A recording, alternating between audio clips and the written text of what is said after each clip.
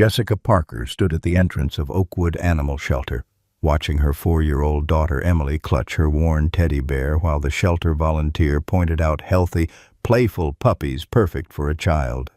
Everyone knew puppies were what little girls wanted, especially little girls who barely spoke since their daddy died.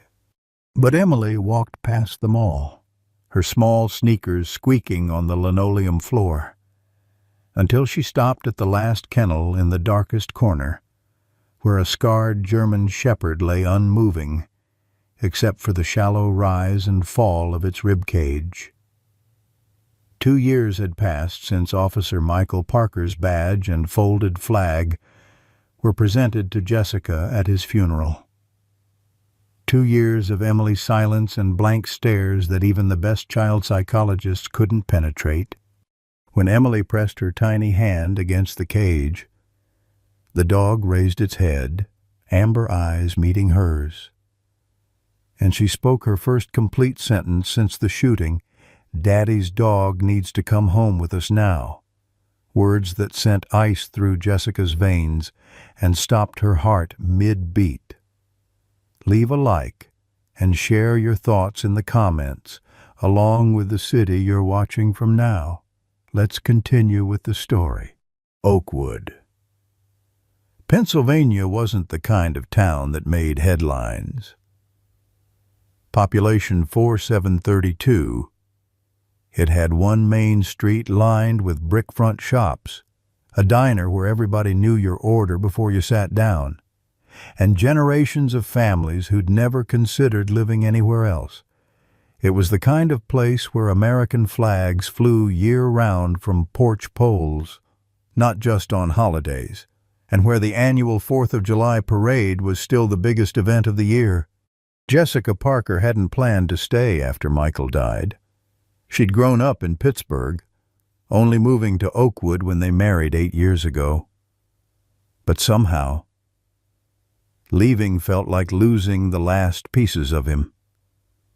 So she stayed in their small 2-bedroom Cape Cod with the swing set Michael had built in the backyard, working double shifts at Oakwood Community Hospital to keep the mortgage paid and Emily in therapy sessions that rarely seemed to help.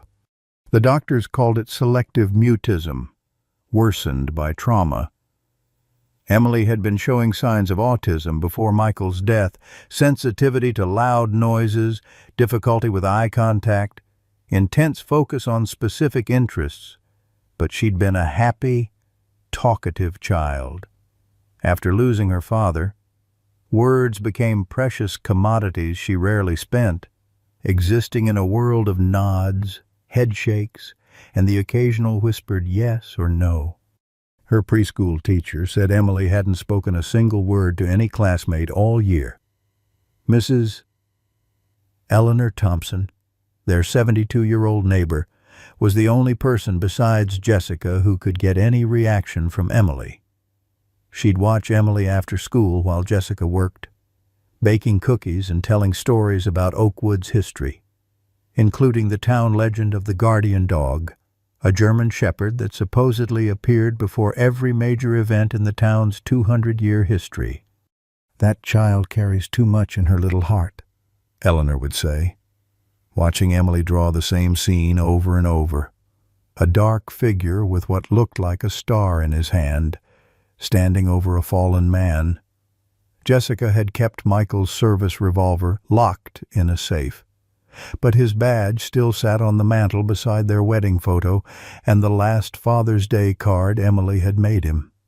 Some nights, Jessica would find Emily sleeping on the couch beneath it, clutching Michael's old academy sweatshirt like a blanket. No one in Oakwood talked about how Officer Michael Parker had died anymore. They'd stopped asking if Jessica was doing okay or if Emily was getting any better. Life had moved on for everyone except the Parkers, who remained frozen in the amber of that terrible February night. February 12th had been cold but clear, the kind of winter morning where your breath hangs in the air like little clouds. Michael had kissed Emily's forehead as she ate her dinosaur-shaped oatmeal, promised to be home for story time, and winked at Jessica as he fastened his bulletproof vest beneath his uniform shirt. Routine, normal, a day like any other, until it wasn't. "Parker and Ranger are going to hit the warehouse on Mill Creek today," he'd told Jessica, pouring coffee into his travel mug. "Got a tip about some distribution activity? Should be a milk run. Just surveillance." Ranger had been Michael's K-9 partner for 3 years by then, a sleek, powerful German shepherd with intelligence that Michael swore was almost human. "That dog reads perps better than half the detectives on the force," he'd joke. Jessica remembered how Emily would squeal with delight when Michael occasionally brought Ranger home, how the serious working dog would transform into a gentle giant around the toddler. The call had come at 7:42 p.m., just as Jessica was finishing her shift at the ER. "Officer down at Mill Creek Industrial. Multiple gunshot wounds." She'd known before she even reached the trauma bay, known when she saw the other officers' faces, their eyes avoiding hers. Known when Chief Anderson took her elbow and led her to the private family room instead of to her husband. He was ambushed, was all Anderson had said initially. Died instantly, didn't suffer. Later reports mentioned a confidential informant, a drug bust gone wrong, shots fired from multiple positions. Michael never had a chance. And Ranger had been found whimpering beside Michael's body, bleeding from 2 gunshot wounds, one to his hind leg and another that had grazed his skull. Jessica had been too numb to ask what would happen to the dog. She'd had to focus on Emily, on funeral arrangements, on breathing in and out when it felt impossible. By the time she thought to inquire about Ranger weeks later, she was told he'd been retired due to injuries and PTSD. No one mentioned where he'd gone. That was 2 years ago. 2 years of Emily's silence. 2 years of therapy and support groups and well-meaning friends who eventually stopped calling. 2 years of Jessica learning to be both mother and father, nurse and breadwinner, the strong one who couldn't afford to break. And now, here they were, at the shelter. Because Jessica had promised Emily she could pick out any pet she wanted for her birthday, she'd expected a kitten, maybe a hamster. Something small and manageable that wouldn't remind them both of what they'd lost. Not this broken shadow of a dog that had somehow recognized her daughter. "Ma'am, I should warn you, this dog isn't suitable for families with children," the shelter volunteer was saying, eyeing Emily's hand on the cage with concern. "He came to us from the police department about 18 months ago. He's been adopted twice and returned both times for aggression issues." "What happened to him?" Jessica asked, her throat tight. "Shot in the line of duty. According to his paperwork, bullet fragments near his spine that cause pain flare-ups. He's on medication, but the previous adopters couldn't handle his PTSD episodes. Loud noises send him into panic attacks. And he's bitten when startled." The volunteer's voice lowered. "Honestly, he's on borrowed time here. Our policy is 3 returns before we have to consider behavioral euthanasia." Emily was still staring at the dog, her small fingers poking through the chain link. The German shepherd had risen to a sitting position, ears alert, eyes fixed on Emily with an intensity that made Jessica uneasy. "His name is Ranger," the volunteer continued, checking the clipboard hung on the kennel. 7 years old. German shepherd, obviously. Trained in narcotics detection and suspect apprehension. Jessica felt the world tilt sideways. Ranger. Michael's Ranger. It couldn't be coincidence. "Can we see him outside the cage?" she heard herself asking. even as her brain screamed this was a terrible idea. "I wouldn't recommend it with your daughter present," the volunteer said firmly. "He's unpredictable, especially with strangers." But Emily had already unlatched the kennel door before either adult could stop her, swinging it open with a metallic creak. Jessica lunged forward with a cry of alarm, certain she was about to witness her daughter being attacked by a traumatized police dog. Instead, Ranger lowered his head, his tail making one tentative wag, then another. He inched forward on his belly, a submissive crawl, until his muzzle touched Emily's sneaker. Then, with a whine that sounded almost like a sob, he rested his head against her leg. Emily knelt down, wrapping her arms around the dog's scarred neck. "He remembers me," she whispered, words so precious and rare that Jessica felt tears spring to her eyes. "He knows we're Daddy's girls." The ride home passed in a daze for Jessica, against every rational thought, every warning from the shelter staff, and her own better judgment. Ranger was now sprawled across the back seat of her Subaru, his massive head resting on Emily's lap. The shelter had required her to sign additional liability waivers, and the manager had pulled her aside with a grim expression. "Mrs. Parker, I understand your daughter has formed an attachment, but this dog has serious issues. He's been through trauma that's changed him. The police department surrendered him because he was deemed unfit for service or rehabilitation." Jessica had nodded, signing her name on line after line, wondering if she'd lost her mind. But how could she say no when Emily had spoken more in 30 minutes than she had in 2 years? Now, glancing in the rearview mirror, she watched Emily gently stroking the space between Ranger's ears, her lips moving in what appeared to be a whispered conversation. The dog's eyes never left Emily's face, as if memorizing every feature.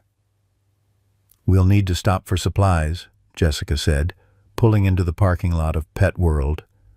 "Emily, honey, Ranger needs to stay in the car while we shop."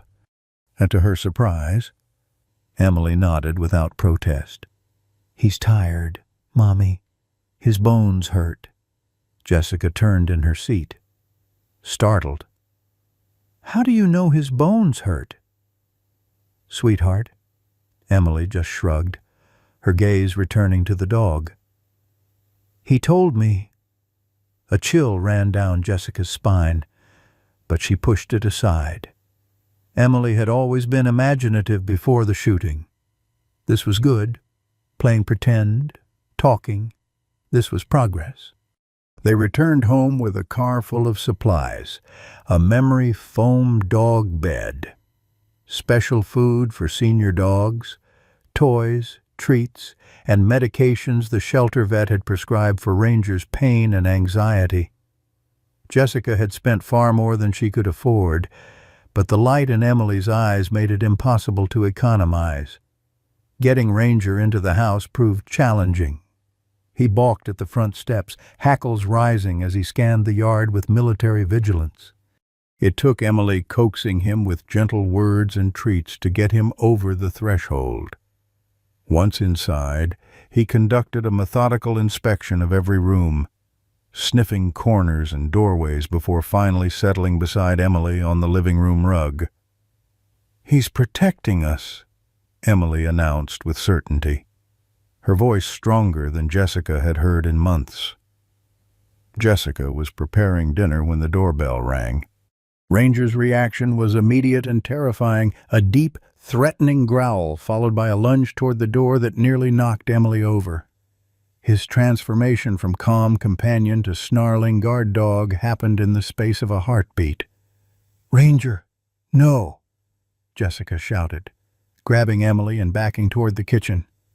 Through the sidelight window, she recognized Officer Thomas Reed, Michael's former partner, standing on the porch with a casserole dish in his hands. He'd been stopping by every few weeks since the funeral, bringing food and checking in. Jessica had found his visits comforting at first, then awkward as it became clear his interest in her might be more than friendly. Still, he was one of the few connections to Michael that remained. "Stay back, Emily," Jessica warned, maneuvering around the still growling Ranger to crack open the door. "Hey, Jess," Reed began, then froze as he spotted Ranger. The casserole dish slipped from his hands, shattering on the porch. "What the hell? Where did you get that dog?" "The shelter," Jessica explained, struggling to hold Ranger back with one hand on his collar. "Tom, he's Michael's old partner. Ranger." Reed's face drained of color. "Get rid of it. Now. That dog is dangerous. He's been fine with Emily." "That dog was supposed to be put down after what happened," Reed interrupted, his voice tight with anger. "There was a reason no one told you where he went. He's unstable." Emily appeared in the doorway behind Jessica, her small hand curling into Ranger's fur. The dog's growling subsided, though he remained rigid with tension. "He's not dangerous," Emily said clearly. "He's sad. He misses Daddy, too." Reed's expression softened slightly at Emily's voice, but his eyes remained hard when they returned to Ranger.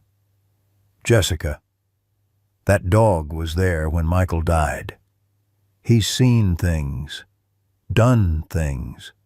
He's not a pet." "What things?" Jessica asked, a knot forming in her stomach. "Tom, what aren't you telling me about Michael's death?" Reed backed away, shaking his head. "Just trust me on this. For Emily's sake. Return him before someone gets hurt." He turned and walked quickly to his cruiser, leaving the broken casserole dish on the porch.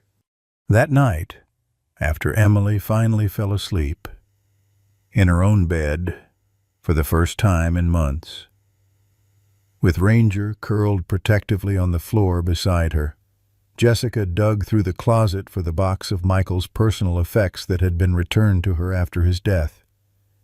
His wallet, watch, wedding ring, the personal items that had been in his locker at the station. At the bottom of the box, she found his K-9 unit photo. Michael kneeling beside a younger, unscarred Ranger, both looking proud in formal police dress. Flipping it over, she read Michael's handwriting, "Me and my better half, sharper teeth, sharper instincts." A noise from Emily's room sent her hurrying down the hall. She found her daughter sitting up in bed, furiously drawing in the sketchbook her therapist had given her. Ranger sat at attention beside her, ears forward. "Honey, it's late. You should be sleeping," Jessica whispered. Emily held up her drawing without a word. Jessica's blood ran cold. The crude image showed a police officer, recognizable by the star-shaped badge, pointing a gun at a fallen man while a dog watched from nearby. "Emily, what is this? Who told you to draw this?" "Ranger remembers," Emily said simply, adding more details to the badge. "The bad man with the star hurt Daddy. Ranger tried to save him." Jessica sank onto the edge of the bed, her mind racing.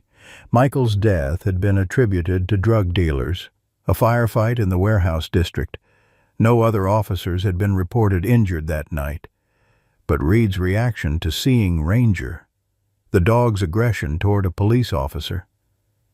The next morning, Jessica woke to find a small crowd gathered on her front lawn. Leading them was Margaret Wilson, the head of the Oakwood Neighborhood Watch and mother of 2 young children. "We've heard about the dangerous animal you've brought into our community," Margaret announced when Jessica opened the door. "That dog attacked Officer Reed. He's a menace to our children." Behind Margaret stood at least a dozen neighbors, some with concerned expressions, others openly hostile, and parked just down the street. Watching with an unreadable expression was Police Chief Robert Anderson. "Ranger didn't attack anyone," Jessica said firmly, standing in her doorway with arms crossed. The German Shepherd sat calmly at her side, though his ears were alert, scanning the crowd. He reacted to a sudden visitor, which is what guard dogs do. He's adjusting to his new home. Margaret Wilson stepped forward, a petition clipboard clutched to her chest. "Jessica, we understand you're trying to do something nice for Emily, but this isn't a normal pet. This is a police dog with a history of violence. Chief Anderson told us he was removed from service because he became unpredictable after your husband's incident." Jessica felt a flash of anger at the word incident, as if Michael's murder was a fender bender or workplace mishap. She was about to respond when Emily slipped past her onto the porch, her small hand automatically finding Ranger's fur. The dog's posture changed immediately, softening as he leaned gently against the child. Several neighbors stepped back, but Mrs. Eleanor Thompson pushed through the crowd, her silver hair catching the morning light. "For heaven's sake, Margaret," the older woman said, climbing the porch steps with the help of her cane. "Look at them. Does that look like a dangerous animal to you?" She knelt slowly, painfully, to Emily's level. "Good morning, sweetheart. Is this your new friend?" Emily nodded, her face brightening at the sight of their neighbor. "This is Ranger. He was Daddy's friend first." Eleanor's eyes widened slightly as she looked from the dog to Jessica. "Michael's service dog." When Jessica nodded, Eleanor turned back to the crowd. "Well, that settles it. This dog belongs with the Parkers. He's family." "It's not that simple, Mrs. Thompson," Chief Anderson said, finally approaching from his parked cruiser. He nodded politely to Jessica. "Mrs. Parker, I wish you'd consulted the department before adopting Ranger. There are complications with this particular animal." "What complications?" Jessica challenged. "Because Officer Reed seemed pretty upset to see him, too. Why wasn't I told Michael's partner was still alive?" Anderson's expression remained neutral, professionally sympathetic. "After your husband's death, Ranger exhibited signs of extreme trauma. He became aggressive, especially toward certain officers. We tried rehabilitation, but eventually had to surrender him to the shelter system for everyone's safety. I'm genuinely concerned about Emily's well-being." "He's not aggressive with Emily," Jessica insisted. "He's protective. For now," Anderson said quietly. "But trauma can manifest unpredictably. What happens during a flashback when Emily is nearby? Are you prepared for that risk?" The question hung in the air, planting seeds of doubt that Jessica had been fighting since yesterday. Was she being selfish, putting her daughter in danger because she wanted to cling to this connection to Michael? "I'll take full responsibility," she finally said, one hand on Emily's shoulder. "If there are any issues, I'll address them immediately. But right now, this dog is helping my daughter in ways nothing else has." She's talking again. Anderson's eyes flicked to Emily, genuine surprise crossing his features. After a moment, he nodded. "I understand. But I'd ask that you keep Ranger secured at all times in public, and perhaps consider muzzle training, for everyone's peace of mind." The crowd gradually dispersed, though Margaret made it clear the matter wasn't settled. Eleanor stayed behind, settling into Jessica's kitchen chair as if she belonged there, which, in many ways, she did. "Tell me everything," the older woman said once Emily had taken Ranger to the backyard. "How on earth did you find Michael's dog after all this time?" Jessica explained the shelter visit, Emily's immediate connection to Ranger, and Reed's disturbing reaction. "Eleanor, Emily drew something last night that's bothering me. A picture of an officer shooting someone, with a dog watching." Eleanor's weathered hands tightened around her teacup.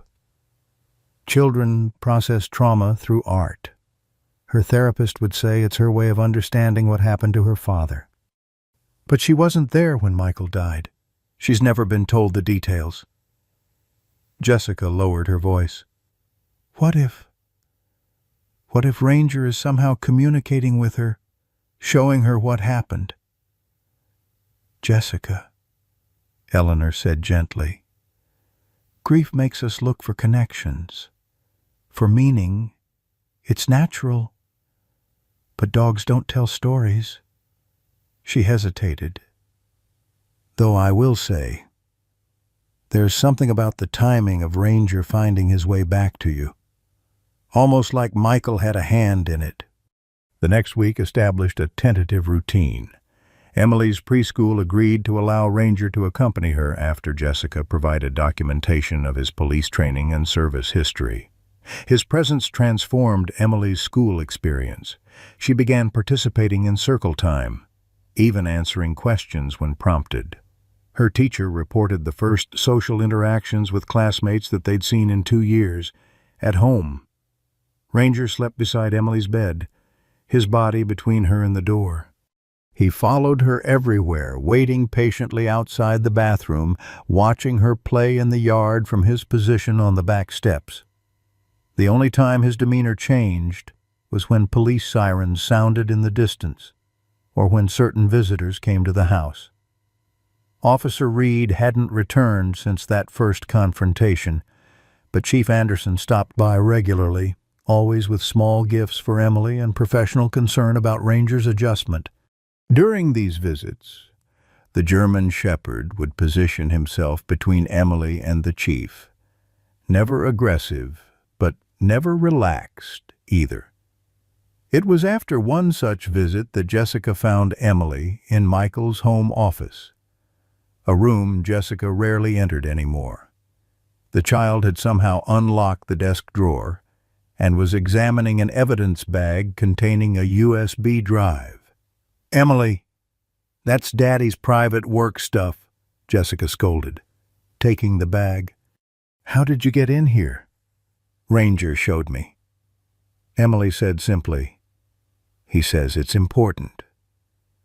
Jessica stared at the evidence bag, recognizing Michael's handwriting on the label CI Data, Backup, Confidential Informant Information.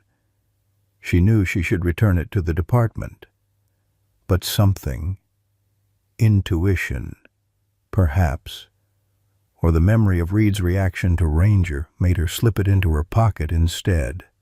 That night, after Emily was asleep, Jessica plugged the drive into her laptop.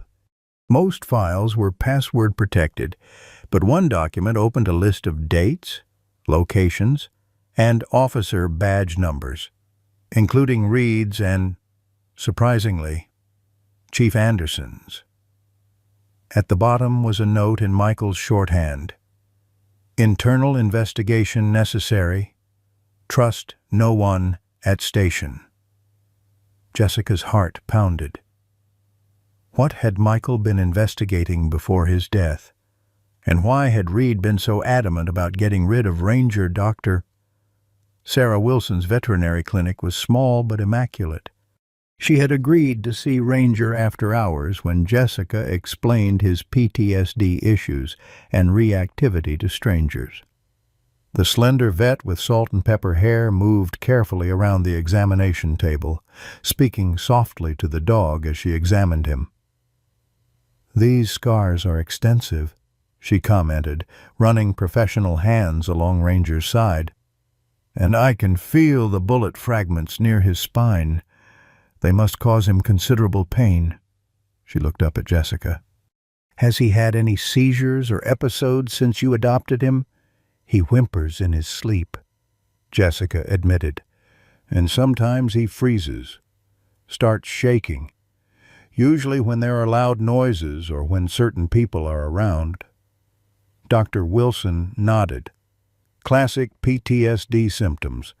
I can prescribe medication that might help, but it could also dull his senses, which might be concerning given his protective relationship with Emily." She moved to examine Ranger's teeth. "How old did you say he was?" 7. "He was my husband's police partner." Something flickered in the vet's eyes. "Michael Parker was your husband. I'm so sorry. I treated Ranger right after the shooting. Before he was transferred to the police veterinary unit, he was in terrible shape. We almost lost him." She hesitated. "Actually, the department called for euthanasia initially, but I refused. His injuries were severe but not terminal." Jessica felt cold. "They wanted to put him down." "Why, Doctor?" Wilson shrugged. "They said he was too traumatized to recover, too dangerous to rehabilitate." I disagreed, but once he was stable, they transferred him to their facility. I never knew what happened to him after that. On the examination table, Ranger growled low in his throat, eyes fixed on the clinic window. Jessica turned to see a police cruiser idling in the parking lot, Officer James Cooper at the wheel, watching the clinic with unnerving focus. "Friend of yours?" Dr. Wilson asked, following her gaze. "Not exactly," Jessica murmured. "He works with Chief Anderson. They've been concerned about Ranger's adjustment." "Well, Ranger certainly doesn't like him," the vet observed as the dog's hackles raised. "German shepherds have excellent instincts about people. Michael used to say Ranger could smell a lie at 50 paces. That night, Jessica noticed Emily's drawings had evolved. No longer simple stick figures. They now showed specific details: a warehouse with a loading dock, crates labeled with X's, a police car with a partial number visible, and always the officer with the star-shaped badge standing over a fallen figure while a dog watched. When Jessica asked about the drawings, Emily merely shrugged. "I see them when I sleep. Ranger sees them too." The next morning, Jessica woke to find Emily's bed empty. Panic seized her until she heard voices from the kitchen, Emily's and an unfamiliar man's. She raced down the hallway to find Officer Reed sitting at her kitchen table. Emily across from him with a drawing pad between them. Ranger lay at Emily's feet, watchful but calm. "Sorry to startle you," Reed said, rising awkwardly. "Emily let me in. I wanted to apologize for my reaction the other day. It was unprofessional." Jessica pulled her robe tighter. "What are you doing here so early?" "I couldn't sleep," Reed admitted. "Look, Jessica, there are things about Michael's death that never sat right with me. Things I was told to let go." His eyes dropped to Ranger. "When I saw the dog, I realized, well, maybe it's time for truth." "What truth?" Jessica asked, her voice barely above a whisper. Reed glanced at Emily. "Not in front of her. But I'll help you. If you want to know what really happened that night, Michael was my partner. I owe him that much." After Reed left, promising to return that evening, Jessica examined Emily's drawing pad.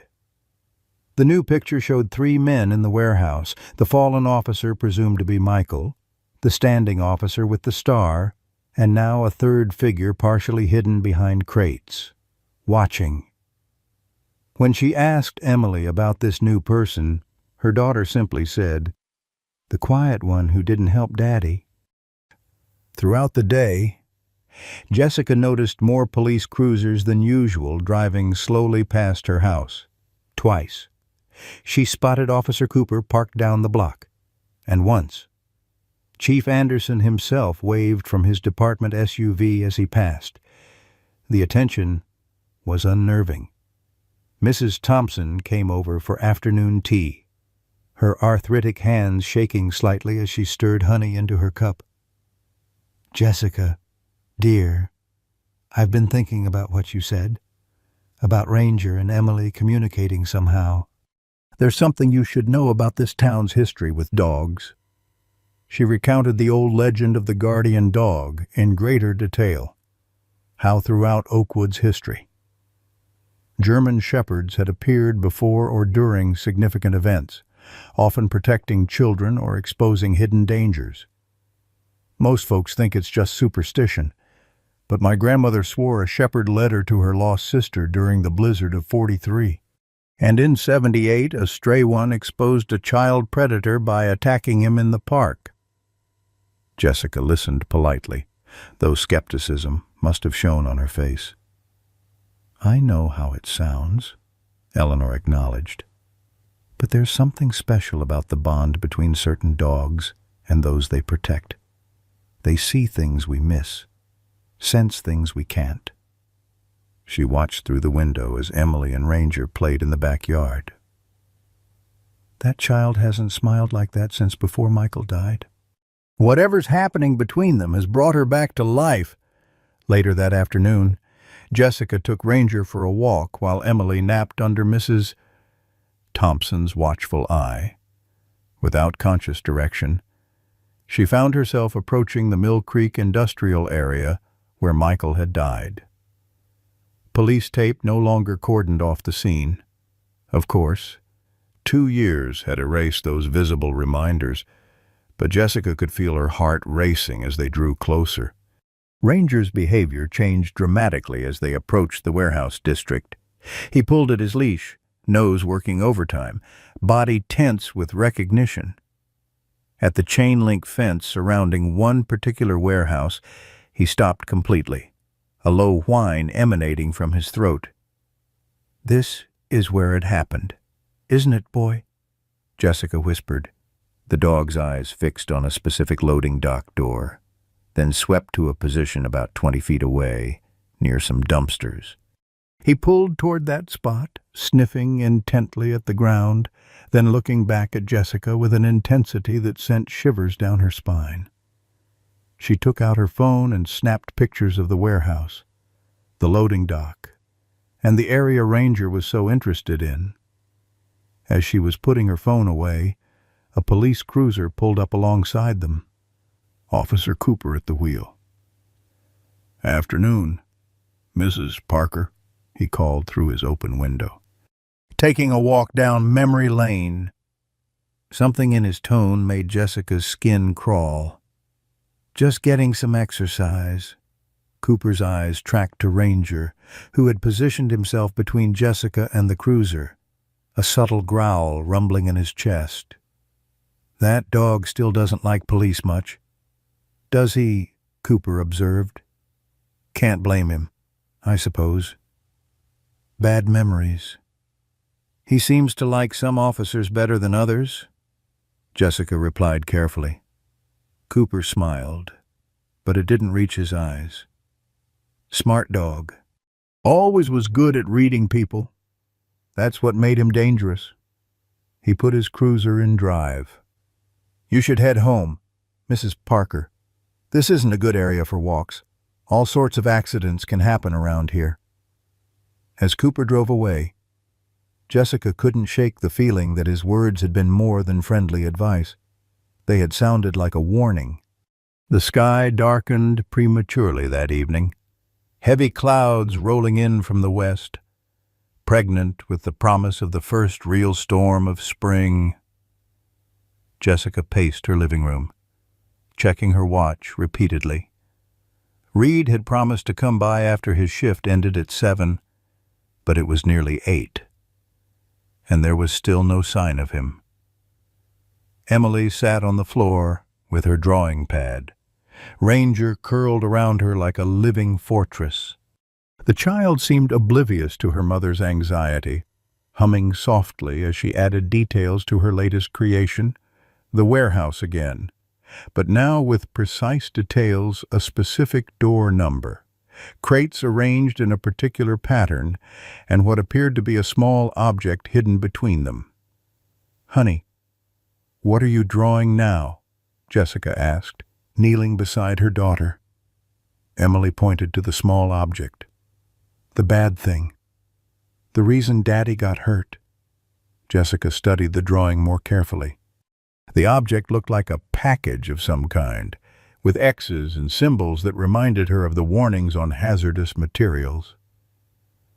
Before she could ask more questions, a crack of thunder shook the house, followed immediately by a torrential downpour.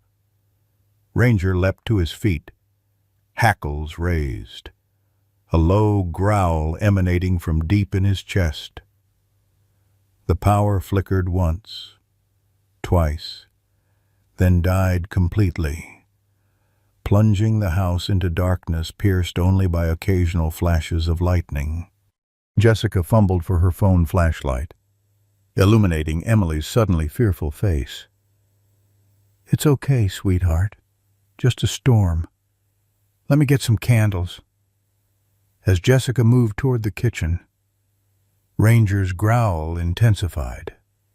His focus was fixed on the front door, ears forward, body rigid with tension.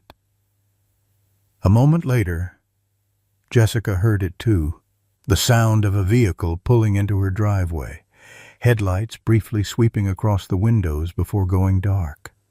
"Tom," she called, moving cautiously toward the door. "Is that you?" No response came except another roll of thunder. Jessica peered through the sidelight window but could see nothing in the darkness.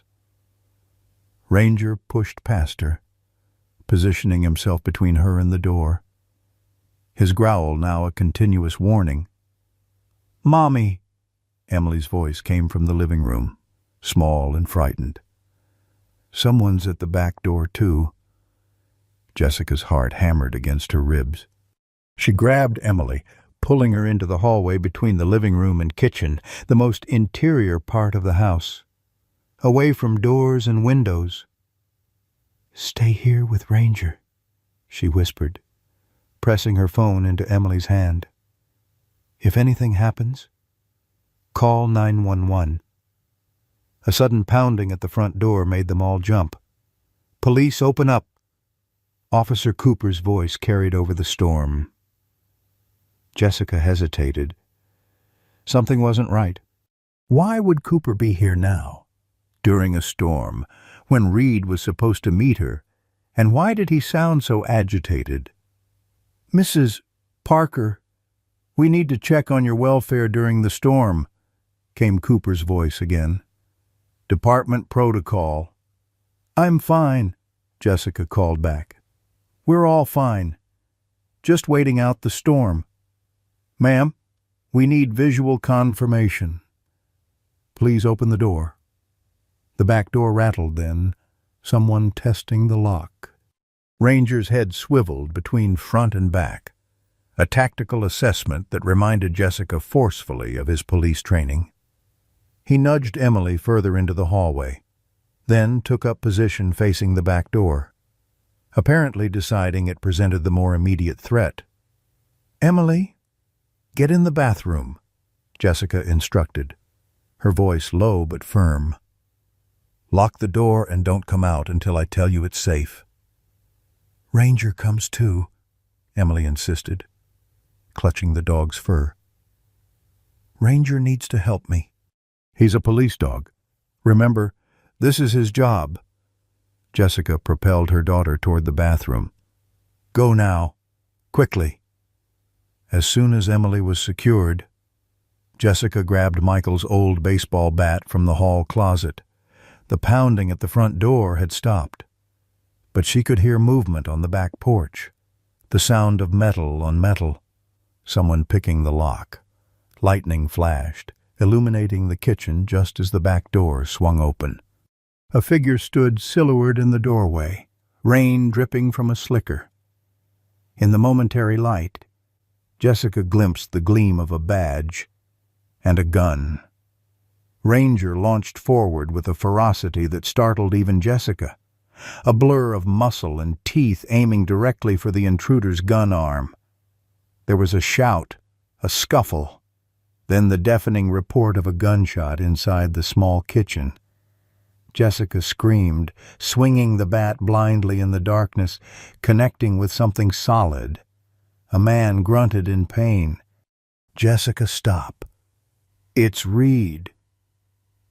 The voice froze her mid-swing. Another flash of lightning revealed Officer Reed sprawled on her kitchen floor, one hand raised in defense, the other pressing against Ranger's chest, keeping the snarling dog at bay. A gun had skidded across the linoleum, out of reach. "Tom! What the hell are you doing breaking into my house?" Jessica demanded, not lowering the bat. "Cooper and Anderson are on their way." Reed gasped, still struggling with Ranger.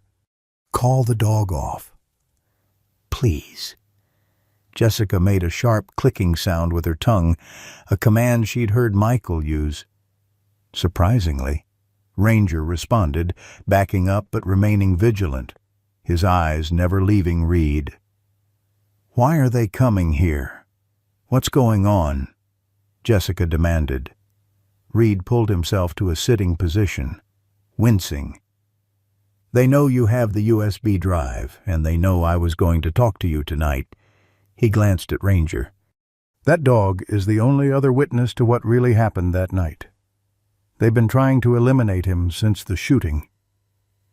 The front door crashed open then, splintering around the deadbolt. Chief Anderson's voice bellowed through the house. "Police Thomas Reed! You're under arrest, Mrs. Parker. Get down on the ground." Jessica froze, the bat still in her hands. As Anderson and Cooper entered through the living room, guns drawn, flashlights cutting through the darkness, Ranger positioned himself in front of her, a low, menacing growl emanating from deep in his chest. "The dog's threatening us," Cooper said flatly, his weapon shifting toward Ranger. "I'm taking the shot." "No!" Jessica and Reed shouted simultaneously. What happened next unfolded with the slow-motion clarity of true crisis. Cooper's finger tightened on the trigger. Reed lunged forward, shouting something about evidence and witnesses. Ranger launched himself at Cooper, a blur of dark fur in the flashlight beams. Anderson yelled for everyone to stand down. 2 shots cracked through the small house, the muzzle flashes momentarily illuminating the scene like macabre camera strobes. Ranger collided with Cooper, sending them both crashing into the living room furniture. Reed grabbed Jessica, pulling her down to the floor as Anderson swung his weapon between targets, clearly unsure where to aim in the chaos. "Emily!" Jessica screamed, remembering her daughter locked in the bathroom. Had a stray bullet penetrated the thin walls? Was she hurt, terrified, as if summoned by her mother's fear? Emily appeared in the hallway, her small figure ghostly in the beam of a dropped flashlight. The storm chose that moment to unleash its full fury, a lightning bolt striking so close that the thunder was simultaneous, shaking the foundations of the house. In that brilliant flash, everyone in the room could see each other with perfect clarity. Cooper was down, Ranger standing over him, blood darkening the dog's shoulder, but his teeth bared inches from the officer's throat. Reed had positioned himself in front of Jessica, his hands raised toward Anderson, who still held his gun but looked suddenly uncertain. And Emily. Emily stood in the hallway, Michael's evidence bag clutched in her tiny hand, her face a mask of eerie calm amid the chaos. "Daddy says you killed him," she said clearly, her eyes fixed on Anderson. "You and the bad man on the floor. Ranger saw everything." The chief's face went slack with shock. "What did you say? The dog can't testify."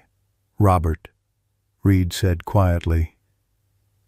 "But I can. I've got copies of everything Michael was gathering, about the drug skimming, the evidence tampering, all of it. It's over." Anderson's gun wavered, then slowly lowered. Beyond him, through the shattered front door, red and blue lights became visible, reflecting off the rain. Someone, Mrs. Thompson, Jessica realized later, had heard the gunshots and called 911. "That dog should have died with Michael." Cooper spat from the floor, blood streaming from a bite wound on his arm. "We made sure he took enough bullets." Ranger's growl deepened, but he didn't attack further. He held his position, despite the blood now pooling beneath him from his own wound. "Ranger," Emily called softly, and the dog's ears twitched toward her voice. "Come!" To everyone's amazement, the German shepherd backed away from Cooper, maintaining eye contact until he reached Emily's side. Then he slumped against her, his energy visibly fading, his duty discharged. Jessica rushed to them both as squad cars screeched to a halt outside and officers began pouring into the house. She pressed her hand against Ranger's wound, feeling the warm blood pulsing between her fingers, watching the loyal dog's eyes begin to glaze even as he tried to maintain his protective stance beside Emily. "Stay with us," she whispered against his ear. "Please? We just found you." Emily's small hand joined her mother's on Ranger's fur. "Daddy needs you to stay," she said with the simple certainty of a child. "You have to finish telling his story." Outside, the storm began to subside, the rain softening to a gentle patter against the roof. Inside, surrounded by police officers securing the scene, taking Cooper and a resigned Anderson into custody, Jessica held her daughter with one arm and Michael's loyal partner with the other, praying that this wouldn't be another loss Emily would have to endure. The veterinary emergency clinic blazed with fluorescent light, a harsh contrast to the dark storm outside. Jessica sat on a molded plastic chair, Emily asleep across her lap, while police officers moved through the waiting room in a somber parade. Some came to take her statement, others simply to stand vigil. The thin blue line, reformed around the truth rather than the corruption that had fractured it. Dr. Wilson had taken one look at Ranger when they arrived and rushed him into surgery. Gunshot wound to the shoulder, significant blood loss, and the old fragments near his spine might have shifted from the impact, she'd explained hurriedly. "I'll do everything I can, but you should prepare Emily. His condition is critical." That had been 3 hours ago. 3 hours of waiting, of answering questions from state police investigators who had been called in to handle the case of corruption within the Oakwood Police Department. 3 hours of watching Emily's tear-streaked face as she slept, exhausted from trauma yet again. Officer Reed sat across from them, his arm bandaged where Jessica's bat had connected. He'd been placed on administrative leave pending investigation, but as the officer who had finally exposed Anderson and Cooper, he was being treated more as a reluctant hero than a suspect. "I should have come forward sooner," he said quietly, his eyes fixed on his clasped hands. "I suspected something wasn't right that night, but I wasn't there when Michael was shot. I was conveniently sent to the other side of town on a false call." "But you knew," Jessica said, her voice hollow with fatigue and accusation. Reed nodded. I started piecing it together when evidence kept disappearing, when the investigation was closed too quickly. Michael had told me he was working on something big, something inside the department, but I thought... He trailed off, shaking his head. I thought he was being paranoid. By the time I realized he was right, they'd already tried to destroy all the evidence, including Ranger. Why didn't they kill Ranger at the scene? Jessica asked, the question that had been haunting her. Too many witnesses by then, first responders, paramedics. They couldn't just shoot a wounded police dog, so they tried to have him euthanized at the vet's, claiming he was too badly injured. When Dr. Wilson refused, they took him to the department's facility, planning to claim he died from his injuries. Reed's mouth set in a grim line. But someone there, I still don't know who, must have had a conscience. Ranger disappeared from the facility and showed up at a shelter 2 counties over. Jessica looked down at Emily's peaceful face. And somehow found his way back to us. A sound at the clinic doors made them both look up. Mrs. Thompson entered, leaning heavily on her cane, a canvas bag over her arm. Her silver hair was still damp from the rain, her lined face etched with concern. "Any news?" she asked, easing herself into the chair beside Jessica. "Still in surgery," Jessica answered. "They're not sure if he'll make it. The bullet hit an artery." Eleanor nodded gravely, then reached into her bag, pulling out a stuffed dog that bore a striking resemblance to Ranger. "I thought Emily might want this while she waits." Her weathered hand smoothed Jessica's hair in a motherly gesture. "You did good tonight, dear. Michael would be proud." The gesture of kindness, so simple and heartfelt, broke something inside Jessica. Tears she had been holding back for hours, for years perhaps, began to fall. She wept silently, careful not to wake Emily. As Eleanor kept her hand on Jessica's head, a steady anchor in the storm, Reed looked away, giving her privacy and her grief, but his voice carried to her nonetheless. "We'll make it right, Jess. Cooper and Anderson will pay for what they did to Michael. The state's attorney is already talking about murder charges." Jessica wiped her eyes. "But why? Why did they do it?"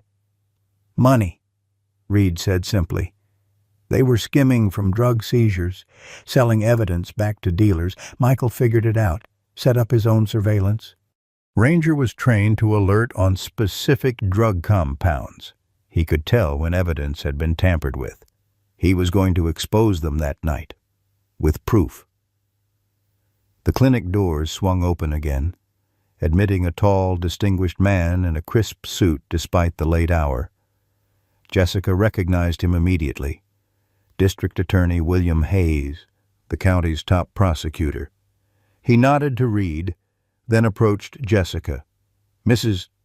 Parker," he said formally, "I wanted to personally update you on the situation. We've taken Chief Anderson and Officer Cooper into custody. Based on preliminary evidence, we'll be charging them with first-degree murder in your husband's death, along with evidence tampering, narcotics trafficking, and conspiracy." He hesitated. "Your husband was a hero, Mrs. Parker. He died trying to clean up his department. We won't let his sacrifice be in vain." Jessica nodded, too emotionally drained to respond.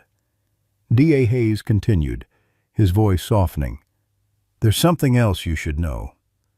The officer who shot your dog tonight, Cooper, he was also the one who shot Ranger during your husband's murder. Ballistic markers match. It seems he has a history of eliminating witnesses."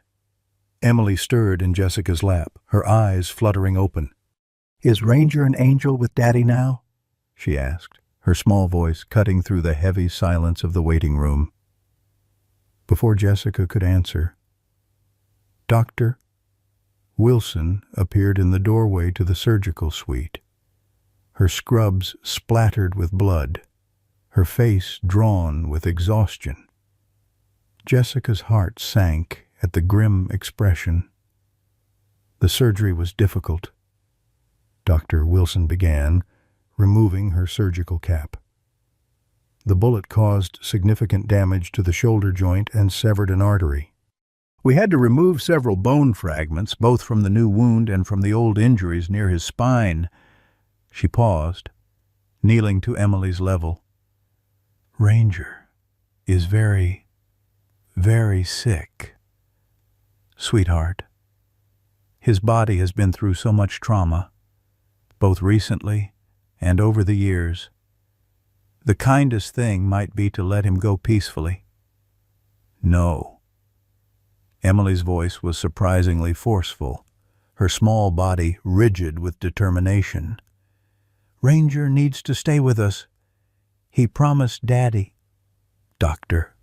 Wilson exchanged a glance with Jessica, professional compassion warring with the hard reality of the dog's condition. Even if he survives, he may never walk properly again. He'll be in chronic pain.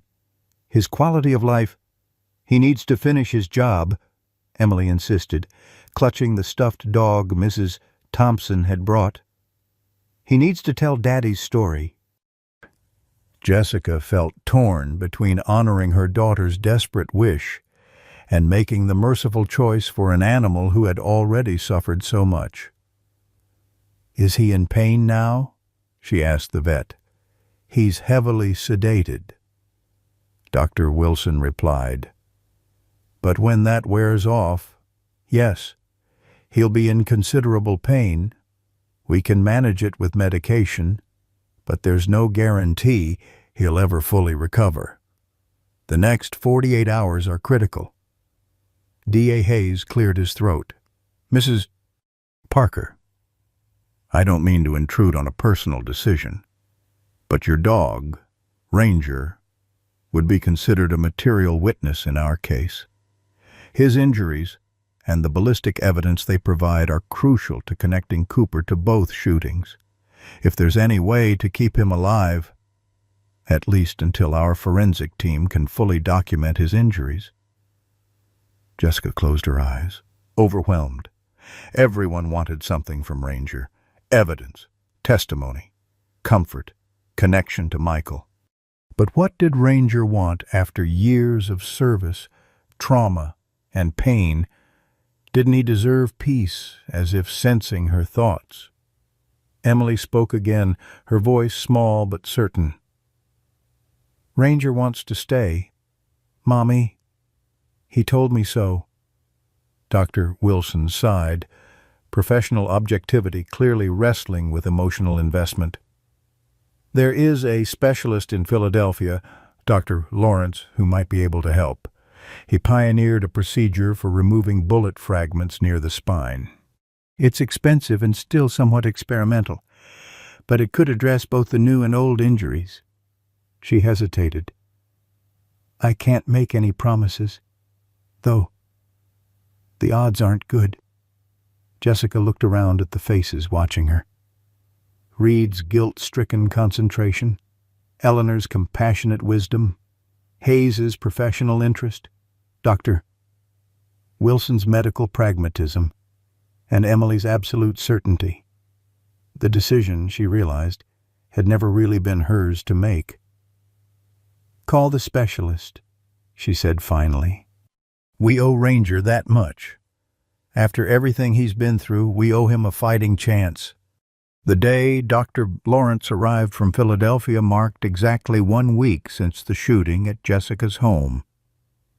The specialist was a tall, lean man with prematurely white hair and the calm, deliberate movements of someone accustomed to performing delicate procedures. He spent nearly 2 hours examining Ranger's X-rays and test results before emerging from the consultation room where Jessica, Emily, and Dr. Wilson awaited his verdict. I've seen worse, was his opening statement, delivered with the fainty trace of a Boston accent. The new wound is relatively straightforward: tissue damage, some bone fragmentation, but reconstructive surgery should restore about 80% function to that shoulder. It's the older injuries that concern me. He placed several X-rays on the light board, pointing to small white fragments clustered near Ranger's spine. These bullet fragments have been shifting gradually for 2 years, causing chronic inflammation and nerve pressure. Each time he exerts himself, like he did protecting your family, they move slightly, increasing the damage. Emily sat perfectly still, her small hand clutching Jessica's, her eyes never leaving the doctor's face. She had barely spoken since the night of the storm, as if she'd used up her precious reserve of words and needed to conserve what remained. "Can you help him?" Jessica asked, already dreading the answer. "Doctor—" Lawrence removed his glasses, polishing them methodically with his lab coat. "I can try. The procedure I've developed uses microsurgery techniques to extract fragments without further damage to surrounding tissue. But I need to be clear. This is high-risk surgery. There's a significant chance Ranger won't survive the procedure, and even if he does, he might be left with partial paralysis." Jessica felt Emily's hand tighten around hers. "What happens if we don't do the surgery?" "Pain management, mobility aids, medications to reduce inflammation.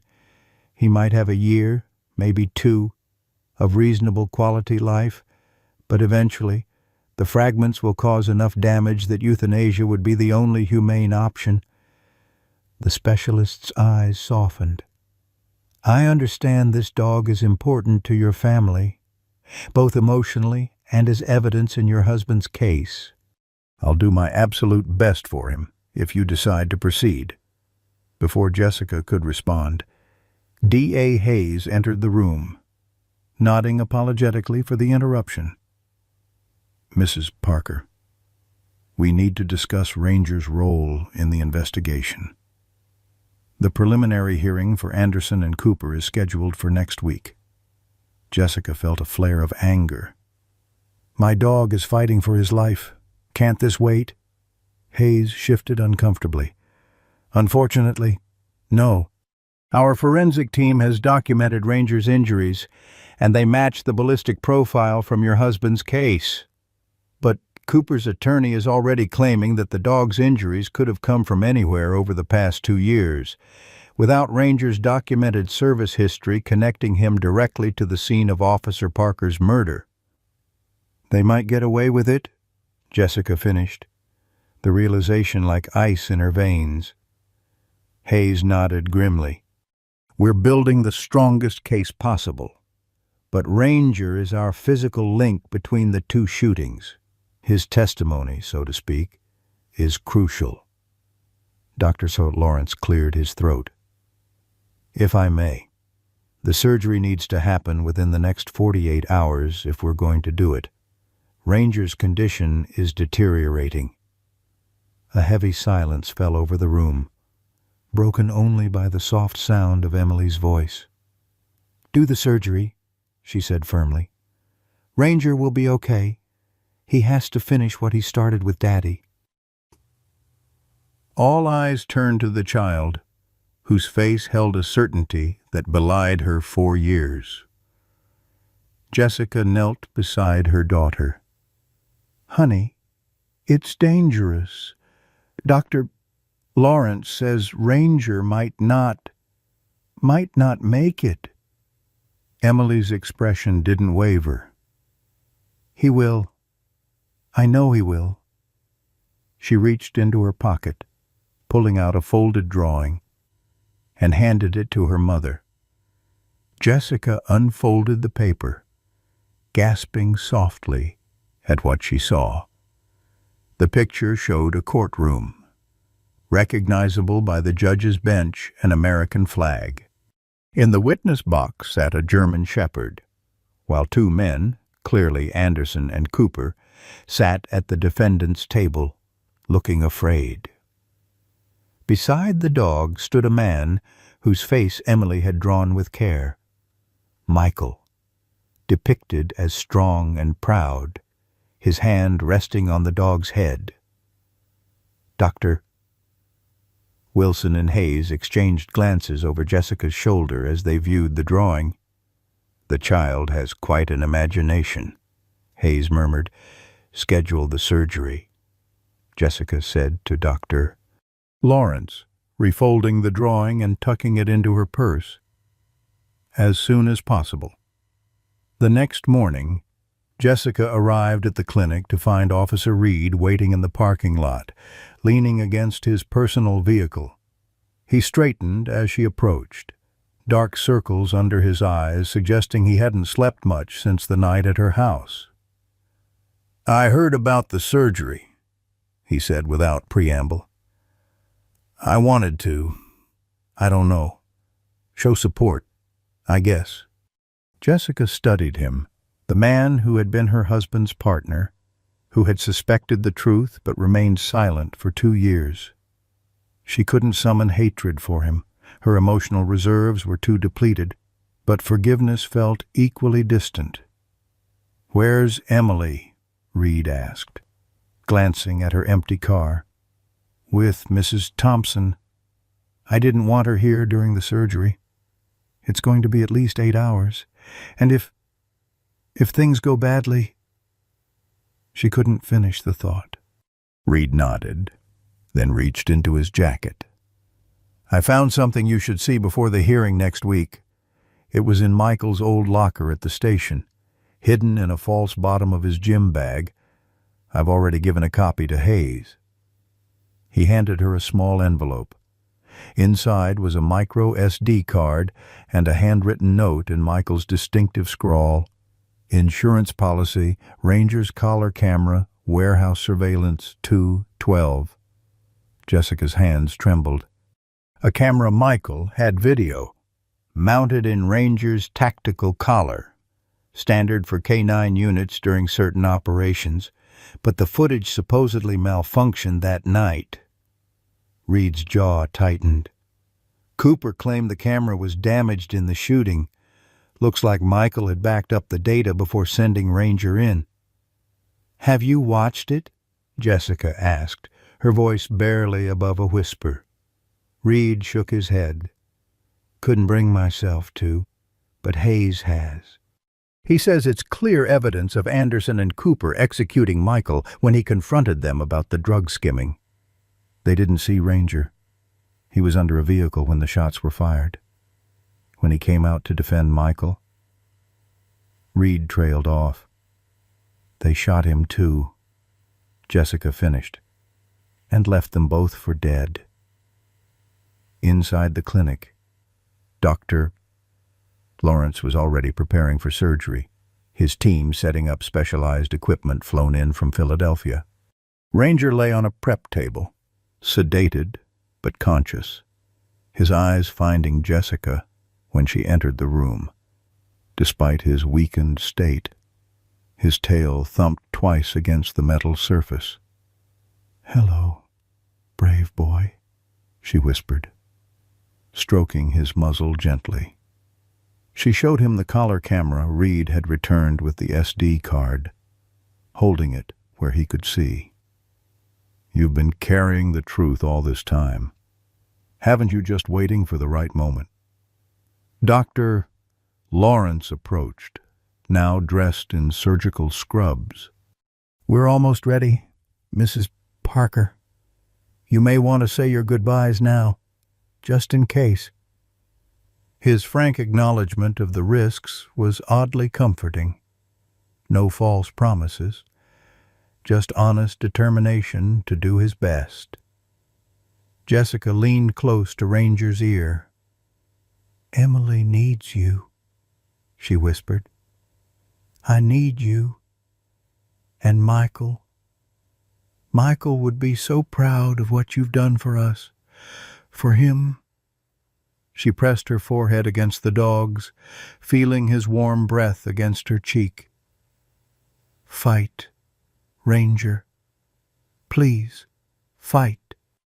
As she straightened, Ranger's eyes locked with hers, a depth of understanding in them that transcended the barrier between human and animal.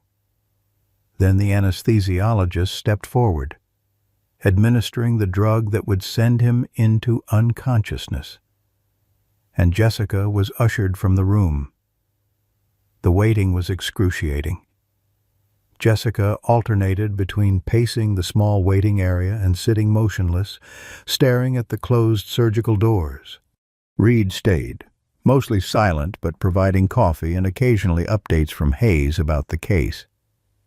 By the third hour, other visitors began arriving, officers from neighboring departments who had known Michael, neighbors who had witnessed the confrontation with Cooper and Anderson, even Margaret Wilson from the Neighborhood Watch, who offered a stiff but sincere apology for her earlier judgment. 5 hours into the surgery, Jessica retrieved the SD card from her purse. She had been avoiding it, unsure if she could bear to watch her husband's murder, but now she felt a strange compulsion. She needed to see what Ranger had witnessed, to understand the truth he had been carrying all this time. Reed provided a laptop, then excused himself, giving her privacy. With trembling fingers, Jessica inserted the card and opened the video file. The footage was exactly as Ranger would have seen it, a dog's eye view of the warehouse, movements quick and precise as he conducted his search. Michael's voice came through occasionally, commands and praise that brought fresh tears to Jessica's eyes. Then came the moment when Ranger found something. A cache of drugs hidden within a shipping container. His trained alert posture signaling the discovery to Michael, but instead of moving in, Michael ordered Ranger to hide, to stay silent. Through the camera, Jessica could see her husband's legs as he confronted 2 other officers, Cooper and Anderson, their faces occasionally visible when they stepped into Ranger's line of sight. The confrontation was brief. Michael accused them of skimming drug evidence, of selling it back to dealers, of corrupting the department he loved. Anderson denied everything at first, then tried to reason with Michael, to bring him in on their operation. When Michael refused, making it clear he had documentation, Cooper drew his weapon without warning and fired 3 times. Michael fell, just feet from Ranger's hiding place. What happened next broke something in Jessica that she hadn't known was still whole. Ranger, disobeying the command to stay hidden, burst from cover to defend his fallen partner. The camera caught Cooper's startled face, then Anderson shouting, "Shoot it! Shoot the dog!" before Cooper fired twice more. The camera tumbled, the image spinning as Ranger fell, then stabilized on a view of Michael's face, eyes open, but empty. A pool of blood spreading beneath him. The last thing the footage showed was Cooper's boots approaching, then the camera being ripped away. When Reed returned to the waiting room, he found Jessica sitting perfectly still, the laptop closed beside her. "You watched it," he said quietly, not a question. "Yes?" Her voice sounded strange to her own ears, hollow yet somehow stronger. They murdered him in cold blood, and they would have murdered Ranger too if they could. He stayed with Michael until the end, tried to protect him even when it was too late. Reed sat beside her, his own grief evident in the slump of his shoulders. "I'm so sorry, Jess. I should have known something was wrong when they separated us that night. Michael had told me he was suspicious, but not who he suspected. I thought he was just being cautious." "It wasn't your fault," Jessica said, surprising herself with how much she meant it. "The only people responsible are Anderson and Cooper. And now we have proof," Reed said, nodding toward the laptop. Absolute, irrefutable proof. The surgical doors opened then. Dr. Lawrence emerging still in his scrubs, his mask pulled down to reveal an expression of exhausted satisfaction. "He made it through," he announced without preamble. "We removed all the fragments, both old and new. There was some nerve damage, but less than I feared. With extensive physical therapy, he should regain most of his mobility." Jessica closed her eyes, relief washing over her in a wave so powerful it left her dizzy. "When can we see him?" "He'll be in recovery for at least 24 hours. I'd recommend bringing Emily tomorrow afternoon. By then, we should have a clearer picture of his long-term prognosis." Dr. Lawrence removed his surgical cap, running a hand through his sweat-dampened hair. "Mrs. Parker, I've operated on a lot of service animals in my career, but I've never seen one with the physical resilience of your dog. By all medical logic, those fragments should have paralyzed him long ago. He's quite extraordinary." Jessica thought of Emily's certainty, of the drawings depicting Ranger in court, of Michael's loyal partner who had somehow found his way back to them. "Yes," she agreed softly. "He certainly is." Oakwood County Courthouse stood like a weathered sentinel in the town square, its red brick facade and white columns unchanged since its construction in 1887.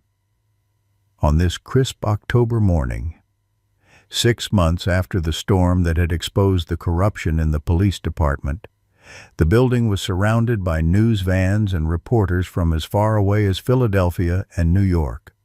The trial of former Chief Robert Anderson and Officer James Cooper had drawn national attention. A small-town police corruption case with all the elements of a Hollywood thriller. Jessica Parker adjusted her navy blazer as she guided Emily up the courthouse steps, one hand firmly clasped around her daughter's, the other holding tight to Ranger's specialized leash. The German shepherd moved slowly but steadily beside them, his gait showing only the slightest hitch from his injuries. The custom-fitted mobility harness Dr. Lawrence had designed was barely visible beneath his official K9 service vest, restored to him for this day by the interim police chief, Thomas Reed. "Remember what Mr. Hayes told us," Jessica reminded Emily gently.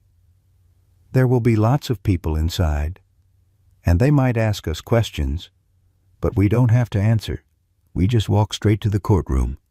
Emily nodded solemnly, her white dress and blue cardigan making her look like any other little girl heading to church, rather than the key witness in a murder trial.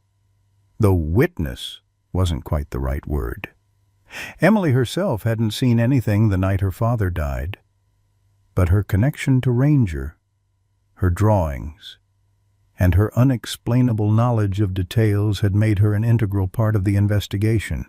As they reached the top of the steps, a familiar figure separated from the crowd of journalists. Eleanor Thompson, dressed in her Sunday best, complete with an elegant hat that would have been fashionable 50 years ago, stood leaning on her cane with quiet dignity. "I thought you might want some company," she said, offering Emily a butterscotch candy from her purse. "An old lady, a little girl, and a brave dog. We make quite the trio, don't we?" Inside, the courthouse hummed with tense energy. The trial was entering its final phase, with closing arguments scheduled after today's last witness testimony. The case against Anderson and Cooper was strong. The video evidence from Ranger's collar camera, financial records showing unexplained deposits to offshore accounts, and testimony from 3 other officers who had eventually come forward with information about the drug skimming operation. But defense attorneys had fought viciously, attempting to exclude the video on technicalities and painting Michael Parker as a rogue officer who had fabricated evidence against his colleagues. District Attorney Hayes met them in the hallway outside the courtroom, his customary confidence tempered by the gravity of the moment. "Mrs. Parker, Emily," he greeted them, then knelt to Ranger's level. "And you, sir, the jury's waiting." He turned back to Jessica. "Are you sure about this? Bringing both Emily and Ranger into the courtroom? The defense is already claiming emotional manipulation." "They're both part of this story," Jessica said firmly. "Emily insisted on coming, and Ranger.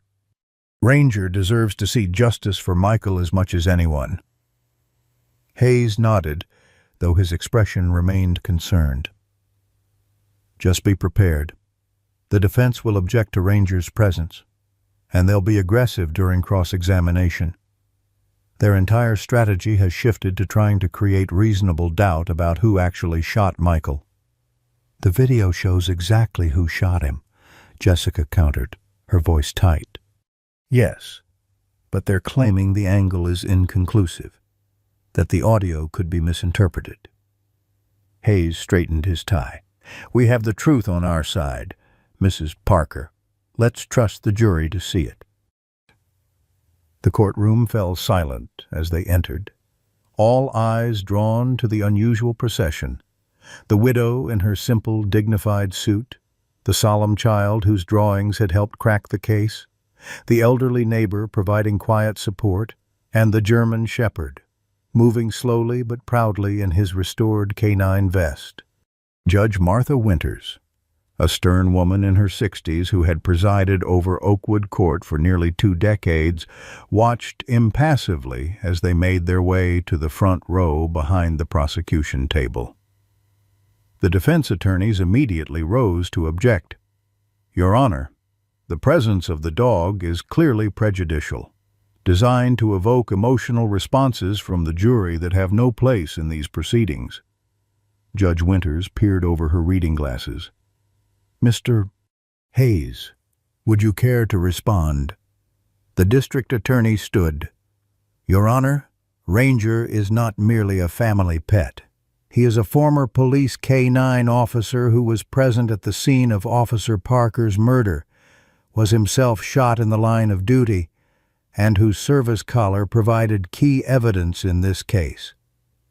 Additionally, as the court has been informed, he is currently being trained as a therapy animal for Emily Parker, who suffers from traumatic stress related to her father's death." When the judge considered this, then addressed the defense attorney, "The animal appears to be well behaved and is not disrupting court proceedings. Objection overruled. However," she added, looking at Hayes, "I trust the prosecution will not attempt to dramatize the animal's presence for emotional effect." The day's testimony began with forensic experts confirming the ballistic match between the bullets removed from Michael Parker's body 2 years ago and those recently extracted from Ranger during Dr. Lawrence's surgery.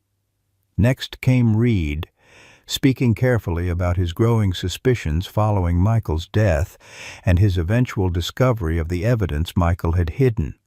When Jessica was called to testify, she moved to the witness stand with quiet determination, answering questions clearly about the night of the storm, the confrontation in her home, and the video evidence Michael had secured. The defense cross-examination was brutal, suggesting that her testimony was colored by grief and a desire for vengeance, implying that Reed had manipulated evidence to frame Anderson and Cooper in an attempt to advance his own career. "Mrs. Parker," the defense attorney said, his voice dripping with false sympathy, "isn't it possible that your interpretation of events has been influenced by your understandable desire to find meaning in your husband's tragic death? That perhaps Officers Anderson and Cooper were simply in the wrong place at the wrong time when drug dealers attacked your husband?" Jessica met his gaze steadily. "The video shows exactly what happened. My husband wasn't killed by drug dealers. He was executed by his own chief and fellow officer when he discovered their corruption." A grainy video from a dog's collar, showing incomplete footage of a chaotic situation. The attorney countered. "Hardly conclusive evidence. The truth doesn't always come in perfect high definition." "Counselor," Jessica replied, her voice stronger than she felt. "But it's still the truth." When she returned to her seat, Hayes leaned over to whisper, "You did well." "They're desperate, trying to create doubt where none exists." The courthouse clock had just struck 3 when Hayes called his final witness, Dr. Sarah Wilson, the veterinarian who had first treated Ranger after the shooting and had assisted in his recent surgery. She provided clinical testimony about the nature of Ranger's injuries, confirming that the bullet fragments removed during surgery matched those fired from Cooper's service weapon. "Dr. Wilson," Hayes asked as he concluded his questioning, "in your professional opinion, were Ranger's injuries consistent with him attempting to protect Officer Parker during the shooting?" The veterinarian nodded firmly. "Absolutely. The entry wounds indicate he was facing the shooter, in a protective stance. He was doing exactly what he was trained to do, defend his partner, even at the cost of his own life." As the day's testimony concluded, Judge Winters announced that closing arguments would begin the following morning. The courtroom began to empty, journalists rushing out to file their stories, spectators discussing the day's revelations in hushed tones. Jessica gathered Emily and Ranger, preparing to leave, when she noticed Emily staring intently at the defense table where Anderson and Cooper sat with their attorneys. "Emily," she questioned softly, following her daughter's gaze. Emily pointed directly at Cooper. "He's afraid of Ranger," she said clearly. "He knows Ranger remembers everything." Cooper's head snapped up at the child's voice, his eyes meeting Emily's for a brief, electric moment before darting to Ranger. The German shepherd, who had been lying quietly throughout the proceedings, rose to his feet, a low growl emerging from deep in his chest as he stared at the man who had shot both him and his partner. The courtroom, now half empty, fell silent at the confrontation. Cooper's face drained of color. "Keep that animal away from me," he demanded, pushing back his chair. "Ranger, quiet," Jessica commanded, tightening her grip on his leash. To her surprise, Emily stepped forward, placing her small hand on the dog's head. "It's okay," she told Ranger softly. "Daddy says we've done enough. They can't hurt anyone anymore." The unexpectedness of the child's words, spoken with such simple conviction, seemed to break something in Cooper. He turned to his attorney, his composure crumbling. "I can't do this anymore. That dog knows. Somehow that damn dog knows. And now the kid." He shook his head violently. "James, be quiet," Anderson hissed, grabbing his arm. But Cooper pulled away. "No, I'm not going down alone for this. It was your idea to begin with, the whole operation, taking the drugs, selling them back. And when Parker figured it out, you're the one who said we had to take care of it." His voice had risen to a near shout. Court officers moving swiftly toward the defense table. "My client is under extreme stress," Cooper's attorney announced hurriedly, attempting to salvage the situation. "He needs medical attention." But the damage was done. Cooper's outburst, witnessed by the remaining journalists, court staff, and the judge herself, had effectively confirmed his guilt. As he was led from the courtroom, Hayes approached Jessica, his expression a mixture of shock and vindication. "I've never seen anything like that in 20 years of prosecuting," he said quietly. "Cooper just implicated himself and Anderson both. We might not even need those closing arguments tomorrow." Jessica could only nod, her attention on Emily, who was now kneeling beside Ranger, whispering something in his ear. The child and dog presented such a picture of mutual comfort and understanding that Jessica felt a lump form in her throat. "She always said Ranger remembered everything," she told Hayes. "I thought it was just a child's way of coping, but sometimes I wonder." The following day, Cooper's attorney requested an emergency meeting with the judge and prosecution. By noon, a plea deal had been reached. Cooper would testify fully against Anderson in exchange for a reduced sentence. Anderson, facing the prospect of his former colleague's testimony on top of the existing evidence, followed suit hours later.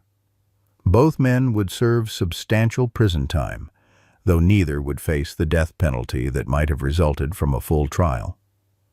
When Jessica explained the developments to Emily that evening, the child simply nodded, as if she'd expected nothing less. "Ranger said they would tell the truth eventually," she said matter-of-factly, continuing to color in her latest drawing, not of crime scenes or courtrooms now, but of their family, Jessica, Emily, and Ranger in the backyard, with a smiling figure that looked like Michael watching over them. 1 year after the storm that had changed everything, Jessica stood in Oakwood Memorial Park, watching as Mayor Thompson Eleanor's son unveiled a new monument, a life-sized bronze statue of a police officer and his canine partner, dedicated to all officers who had given their lives in the line of duty. Michael's name was engraved first on the plaque, but Jessica knew it represented so much more than just her husband's sacrifice. Emily, now 5 and thriving in kindergarten, placed a small bouquet of flowers at the statue's base, beside her. Ranger sat at attention, his mobility greatly improved after months of intensive physical therapy. The specialized harness designed by Dr. Lawrence had been replaced by a simple service vest, identifying him as Emily's therapy dog, a role he had naturally grown into as they healed together. Thomas Reed, recently confirmed as Oakwood's permanent police chief after a department-wide restructuring, approached them after the ceremony. "We're starting a new K-9 program," he told Jessica. "Training dogs not just for police work, but for therapy and community outreach. The first litter of puppies arrives next week. We'd like to name the program after Michael, if that's all right with you." Jessica felt a smile form, the genuine kind that had once been so rare, but now came more easily. He would have loved that, especially the community outreach part, as they walked home through the familiar streets of Oakwood. Jessica marveled at how differently she now saw the town, no longer just the place where tragedy had struck. It had become the community that had rallied around them, that had helped uncover the truth and heal old wounds. Mrs. Thompson waved from her porch as they passed. Dr. Wilson called a greeting from her clinic door, and even Margaret Wilson from the Neighborhood Watch offered a nod of acknowledgement. At home, Emily ran ahead to the backyard while Jessica prepared lunch. Through the kitchen window, she watched her daughter playing fetch with Ranger, the dog moving with remarkably little evidence of his past injuries. Sometimes, in quiet moments like this, Jessica could almost feel Michael's presence, not in a supernatural way, but in the continuation of his legacy through Emily's smile, through the justice they'd found, through the loyal devotion of his canine partner, who had somehow found his way back to protect their family. That evening, as Emily fell asleep with Ranger faithfully positioned beside her bed, Jessica finally unpacked the last box of Michael's things that had remained sealed since his death. Among the items was a small velvet pouch containing Ranger's original K-9 badge, which Michael had kept as a backup. Jessica polished it carefully before attaching it to Ranger's new service vest, completing the circle of his journey from police dog to family guardian. On the mantel, beside Michael's badge and their wedding photo, she placed a framed copy of Emily's most recent drawing, their family of 3, standing together under a bright sun. In the child's distinctive style, Michael appeared as a smiling figure in the sky above them, watching over them. While Jessica didn't believe in such literal interpretations of an afterlife, she found comfort in Emily's vision of their family still connected across the boundaries of life and death. As autumn leaves drifted past the windows of the home they had preserved through tragedy and renewal, Jessica Parker realized that the broken pieces of their lives had reformed into something new, different from what they had been, marked by scars that would never fully heal, but strong in ways she could never have imagined. Through Emily's unwavering faith, Ranger's devoted loyalty, and the hard-won truth about Michael's sacrifice, they had found their way back to something that felt, finally, like peace. Ranger, sensing her thoughts, as he often seemed to do, lifted his head from his position near Emily's bed and met Jessica's gaze with intelligent eyes that had seen both the darkest and brightest aspects of humanity. In them, she found an understanding that transcended words, a recognition that sometimes the most broken beginnings can lead to the most beautiful endings. In a world that often forgets the wisdom of our elders, this story reminds us of truths you've always known, that loyalty never expires, that justice may be slow but remains worth fighting for, and that the bonds between generations can heal even the deepest wounds. Like Ranger, many of you have carried burdens silently, protecting those you love while bearing pain few could understand. Perhaps you too have felt overlooked, underestimated, or cast aside when you still had so much to give. Maybe you've watched the institutions you once trusted become corrupted, wondering if anyone would stand for what's right. This tale speaks to your generation's enduring values, the belief that one person's integrity matters, that family extends beyond blood, and that even in our twilight years, we can champion truth alongside the young. Emily saw value in what others discarded, just as your grandchildren see wisdom in you that others might miss. Remember, no matter your age or condition, your story isn't finished.